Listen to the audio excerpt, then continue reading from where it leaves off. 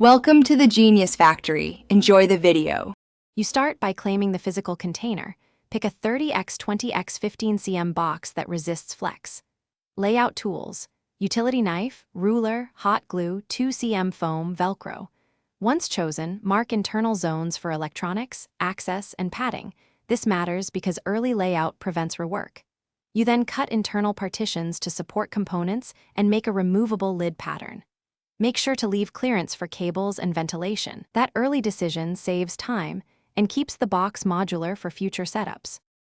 You now fasten the components into the pre-marked zones. Attach the circuit board to a foam back tray so vibration is damped. Glue or screw through the tray, not the board. Next, route cables into dedicated channels and add strain relief.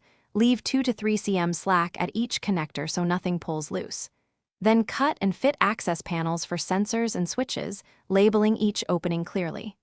Once done, test fit everything before final glue. This step prevents trapped cables and simplifies later maintenance. You finish by sealing seams and adding a foam gasket to the lid to control dust and vibration. Press evenly and let cure. Power on and run a systematic test. Confirm LEDs, sensors, ports, and response times. Log any anomalies. If something fails, try the common fix first. Reseat all connectors and reflow or inspect solder joints. If intermittent, swap the suspect cable and retest. Once stable, label exterior ports and note version. This keeps your training box reliable and repeatable for future runs. Thanks for watching. If you found this helpful, don't forget to like and subscribe.